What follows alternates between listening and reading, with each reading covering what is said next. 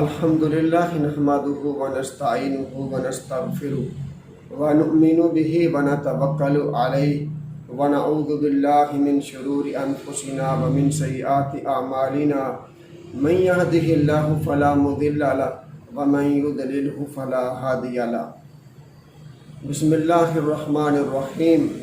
वक़ाल इरकबू बिस्मिल्लाहि मजरिहा व मुरसाहा इन्ना रब्बी लगफूरुर रहीम। साहिबो, मैंने आप लोगों के सामने कुरान पाक की आयत तिलावत की है। ये आयत वो है जिसको नूह अलैहिस्सलाम ने अल्लाह के हुक्म से कश्ती बना लेने के बाद अपनी कौम से कहा था कि मेरी कौम वक़ाल इरकबू, मेरी कौम इसमें सवार हो जाओ, यानी कि कश्ती में।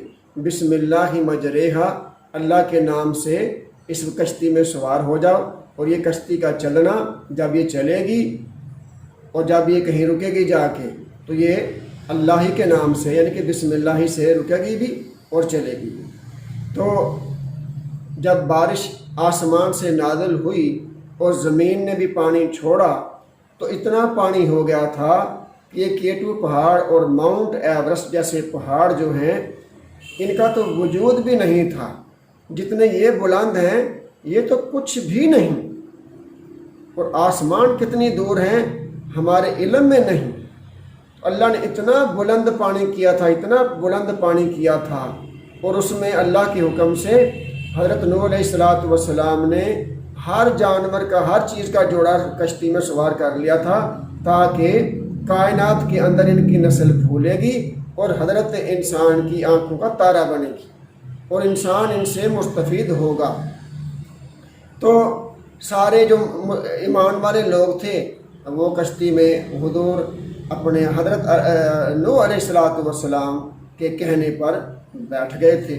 फिर तूफ़ान आया और पानी चढ़ा आसमान को छूता हुआ, तो कश्ती तैरने लगी।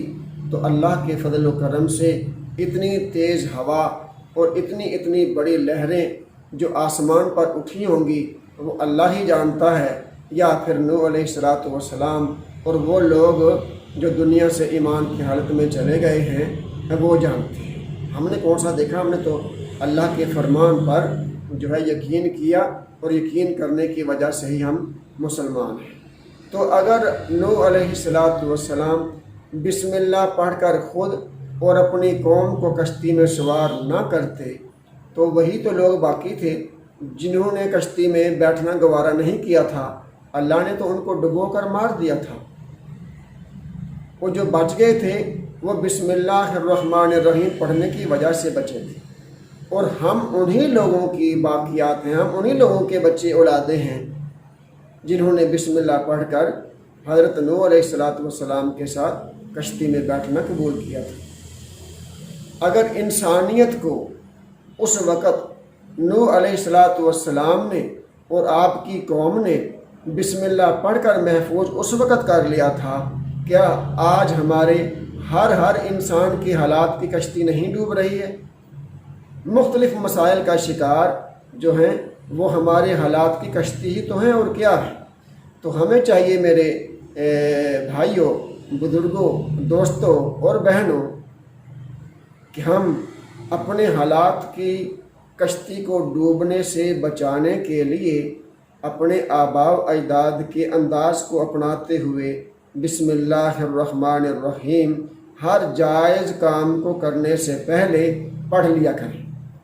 कोई भी काम हम शुरू करें तो बिस्मिल्लाहिर्रहमानिर्रहीम पढ़ें। अल्लाह ने चाहा तो ये काम मुकम्मल भी होगा, उसमें बरकतें भी होंगी। आप जानते हैं कि हुजूर अलैहिस्सलाम ने इंशाअल्लाह नहीं कहा था जब यहूद ने सूरह कहफ में आता है सवाल किया था कि बताओ सहाबे कहफ कौन थे, और क़यामत के बारे में और खिदर अपने ज़ुल्करनैन के बारे में इत्तला दो। तो अल्लाह ने हमको तालीम दिलवानी थी, हमें बताना था। हुजूर पुरनो सल्लल्लाहु अलैहि वसल्लम को भुला दिया। आपने इंशाअल्लाह नहीं कहा, कि उसमें लफ्ज़ है अल्लाह, जो बिस्मिल्लाह में आता है, ठीक है, शुरू अल्लाह के नाम से। तो हुजूर ये कहना अल्लाह के हुक्म से भूल गए, इंशाअल्लाह मैं कल बताऊंगा। आपने कहा कि मैं कल जवाब दूँगा। तो अल्लाह पाक ने حضور کو تو بتلایا حضور کو کہہ کے ہمیں سمجھایا کہ میرے نبی کے امتیوں کوئی بھی کام کرو تو میرے نام کو بھولنا نہ، کہنا کہ انشاءاللہ اگر اللہ کی مرضی ہوگی تو پھر میں کل بتاؤں گا۔ تو 15 دن تک وحی نہیں آئی تھی۔ قریش مکہ اور یہودیوں نے حضور صلی اللہ علیہ وسلم کا بڑا مذاق اڑایا تھا۔ تو اگر حضور صلی اللہ علیہ وسلم کے انشاءاللہ نہ کہنے کی وجہ سے 15 دن کام لیٹ ہو سکتا ہے، جبکہ میں نے پہلے کلیئر کر دیا کہ اللہ نے خود بھولوایا تاکہ ہمیں تعلیم ہو جائے، ٹھیک ہے۔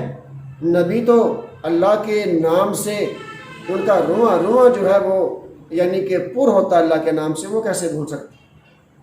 ان کی امتوں کی تربیت کرنی ہوتی ہے اللہ پاک نے ایسے کام کروا کے۔ تو حضور صلی اللہ علیہ وسلم نے خود فرمایا کہ جو کام ہم بسم اللہ سے شروع نہیں کرتے وہ ادھورا رہتا ہے اور اس میں برکت نہیں پڑتی اور کام لیٹ ہو جاتا ہے۔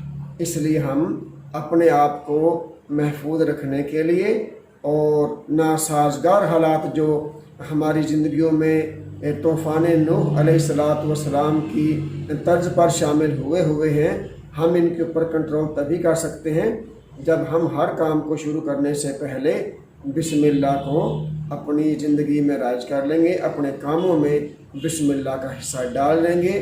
انشاءاللہ آج بھی ہمارے حالات کی کشتی جو ہے وہ ڈوبنے سے محفوظ رہ سکتی ہے، اور ہم ربنا آتنا فی الدنیا حسنۃ وفی الآخرۃ حسنۃ وقنا عذاب النار، یعنی کہ ہماری دنیا بھی بہترین دنیا بن سکتی ہے اور ہماری آخرت بھی بہترین آخرت بن سکتی ہے۔